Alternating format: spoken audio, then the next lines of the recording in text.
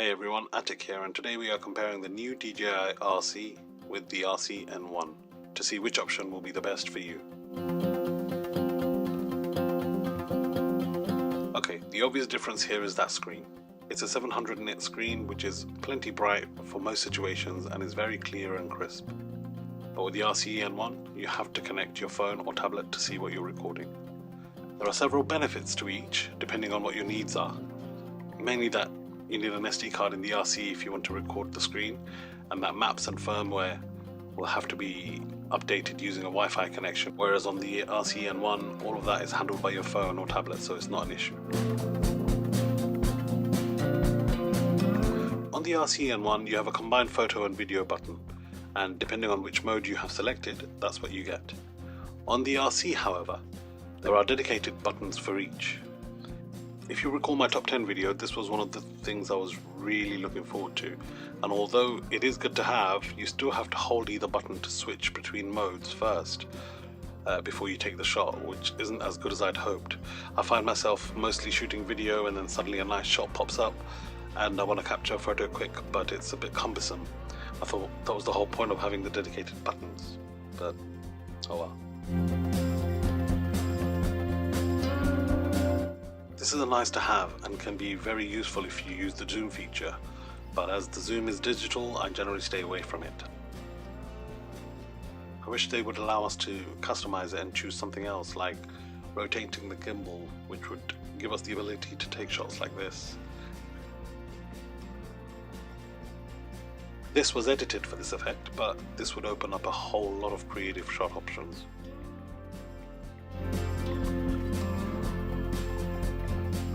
This is also a great addition to the RC, having two buttons which you can customize to your liking, as well as combining the right jog wheel for more options, but more on that in a bit.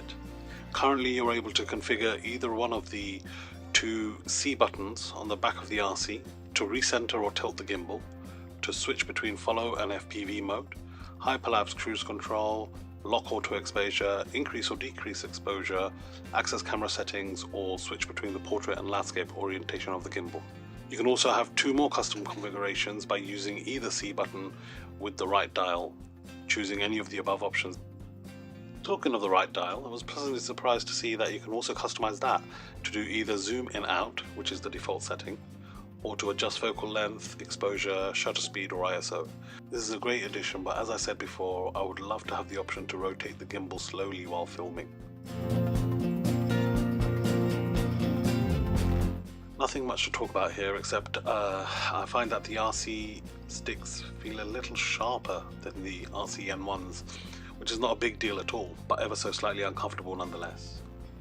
Also, the sticks feel like they move a lot quicker, so if you're coming from an RC N1, be a little cautious on your first flight and gauge for yourself if there is a difference. Both remotes are very similar in size, but obviously due to having the built-in screen, the RC is slightly larger. Bear in mind that with the device attached to the top, the RC N1 may end up actually being taller than the RC with the screen. By no means is bulky or cumbersome, and I actually find it very comfortable to hold for long periods. The RC N1 has a stated battery life of around 6 hours when not charging a mobile device, and around 4 hours when charging. Comparing this to the RC, which has around 4 hours stated battery life, which works out to be similar as this has already got a built-in screen. Now, since I've had this, and while I had my Mini 2 with the RC N1, I have never felt like the remote battery wasn't enough.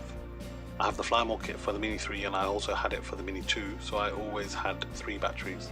I mean, even with 3 batteries, the stated flight time for the Mini 3 Pro would be 1 hour and 42 minutes. So effectively you could burn through 6 batteries with still just under half an hour of battery left to play, which is more than plenty in my book. And like I said, I have been very happy with DJI's RC batteries so far. Both these remotes are fairly comfortable to hold, but I think I prefer the RC as it's slightly wider at the bottom, meaning my hands are in more of a natural position. Both devices' button configurations are very well thought out, and I do have to say though that I don't miss fiddling with the cable to connect my phone to the RC N1. Okay, so this has been a major point of discussion on the interweb recently. So let me start by saying that the stated distance for signal is 12 kilometers or just over 7 miles for both remotes. It's the tech in the drone that allows that, which is OcuSync 3. Now, theoretically, they should both be the same, but there are many people saying that the RC isn't performing as well as the RC-N1.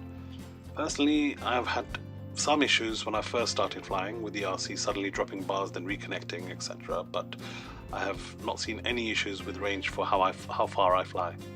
It may have been something they fixed with an update, or maybe I was just one of the lucky ones. Either way, let me know in the comments if you're still finding range to be an issue. Another point of discussion has been that the RC doesn't have any access to any other apps or software except for the DJI Fly app and settings, even though it has Android built in. This can be easily rectified by DJI, but I suspect that the chip used inside isn't too powerful and they don't want people to bog down the system with intensive apps and have a bad user experience. I hope I'm wrong because I haven't been able to find out which chip they use, so if any of you know, let me know below. Of course, this isn't a problem at all with the RC-N1, as the screen is your personal mobile device, which would normally have access to all your social media apps, as well as a data connection to upload whatever you wish. And lastly, the screen recording on the new RC is abysmal.